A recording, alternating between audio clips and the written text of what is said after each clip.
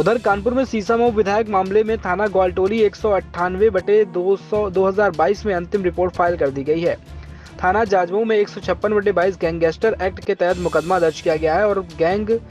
4-5 लोगों का बनाया गया है। बताते चलें कि इसमें पहला नाम इरफान सोलंकी, रिजवान सोलंकी, इजराइल आतेवाला, मोहम्मद शरीफ। दूसरे की जमीन पर कब्जा करना और जमीन से बेदखल करना, लोगों को जमीनों को गलत तरीके से हथिया लेना। इस चीज को देखते हुए गैंगस्टर एक्ट के तहत मुकदमा दर्ज करके कल इसकी जांच आरंभ कर दी है। जितने भी डॉक्यूमेंट डॉक्टर रिजवान ने कोलकाता के यूज किए थे, लगाए थे, वो सारे के सारे डॉक्यूमेंट फेक और फॉल्ट निकले हैं। उनके बच्चों से संबंधित सभी डिग्रियां, सभी चीजें जो है गलत निकली हैं। तो ये स्कूल ने भी प्रमाणित कर दिया है और लिख करके दे दिया है। बाकी तमाम और भी चीजें विवेचना के क्रम में सामने आई हैं, जो हम केस डायरी में माननीय न्यायालय को बता रहे हैं। नागरिकता के अलावा जी, डॉक्टर वाली डिग्री फर्जी निकली है रिजवान की। पश्चिम बंगाल का वो विवेचना का विषय नहीं था, वो बांग्लादेश से उसके लिए करस्पॉन्डेंस हम कर रहे हैं। अभी हमें उस पर स्पष्ट जो है वहां से उत्तर नहीं मिला है, जैसे मिलेगा हम इसको बताएंगे। अच्छा, रिजवान और इरफान के अंदर जो संबंध है केवल ये नागरिकता के अलावा और भी है कुछ? देखिए, ये विवेचना का विषय है और इसे यहाँ पे डिस्क्राइब किया जाना उचित नहीं होगा। घोषणा पत्र दिए हैं कि विभिन्न प्रकार के समय समय पे अपराध कारित हुए हैं, ऐसा बताते हुए, और उन सबों को जांच के लिए हमने अधिकारियों को दे दिया था कि इस सभी प्रार्थना पत्रों की जांच करके बताएं कि इन प्रार्थना पत्रों में ऐसा क्या है और क्या सच में संज्ञेय अपराध है। इसी क्रम में एक प्रार्थना पत्र जिसमें एक संज्ञेय अपराध होने की सूचना स्पष्टतया देखी गई है के आधार पर जाजमऊ थाने में एक और मुकदमा दर्ज किया गया है, जो कि मुकदमा संख्या 155/2022 जाजमऊ है, जो कि धारा 386, 419, 420, 427, 504 और 3/4 लोक संपत्ति अधिनियम से जुड़ा हुआ है, जिसमें भी जमीन पे कब्जा करना और बल का और अन्य प्रकार के गलत हथकंडों के प्रयोग करने इत्यादि से जुड़ा हुआ यह मामला है।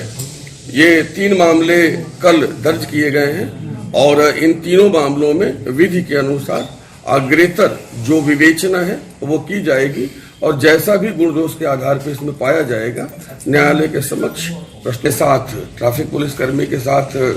दुर्व्यवहार का, उसके साथ मिसहैंडलिंग का, उसके साथ काम में बाधा पहुंचाए जाने का, जो कि जांच के बाद पता चला कि वह ग्वालटोली का है। और ग्वालटोली के प्रभारी निरीक्षक ने यह भी पाया कि इस संबंध में 21/8/2021 को ग्वालटोली थाने में एक तस्करा भी पड़ा हुआ है। उस वीडियो को संज्ञान में लेते हुए ग्वालटोली के प्रभारी निरीक्षक ने ग्वालटोली थाने में एक मुकदमा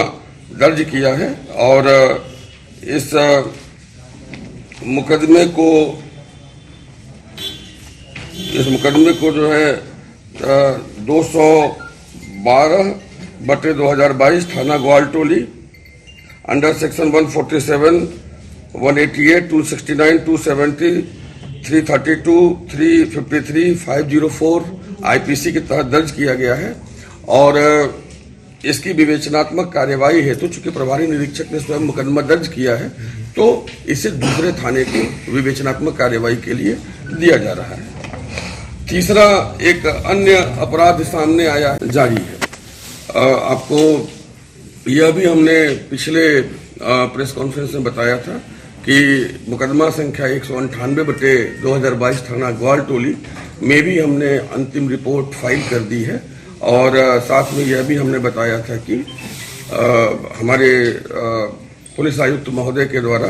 फास्ट ट्रैक कोर्ट में पूरे प्रकरण को ले जाकर के इसकी त्वरित सुनवाई हेतु रिक्वेस्ट भी किया गया है, ताकि इस गंभीर मामले को लोकहित में तेजी से सुनवाई करके इसका निस्तारण किया जाए। आज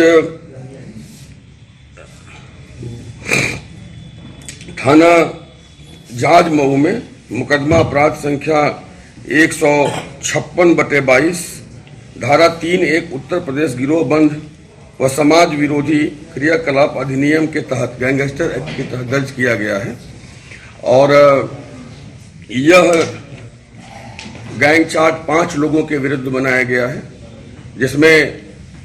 सबसे पहला नाम है इरफान सोलंकी, दूसरा नाम है रिजवान सोलंकी, तीसरा नाम है शौकत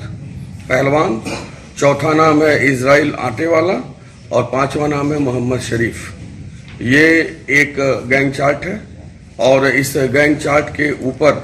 बेसिस करके और साथ में इनके अन्य क्रियाकलाप, गतिविधि, आपराधिक कृत्य, इनकी हिस्ट्री सीट और इनके जितने भी पूर्व के मुकदमे हैं सभी का संज्ञान में लेते हुए और यह देखते हुए कि यह एक गिरोह है जो कि जमीन और जमीन से जुड़े अन्य जो कार्य हैं, जिससे दूसरे की जमीन पे कब्जा करना, बेदखल करना, लोगों को जो है जमीनों को गलत तरीके से हासिल करना इत्यादि कार्य कर रहा है। इस चीज को देखते हुए, मामले की गंभीरता को देखते हुए गैंगस्टर एक्ट के तहत मुकदमा दर्ज करके कल इसकी जांच आरंभ कर दी गई है। दूसरा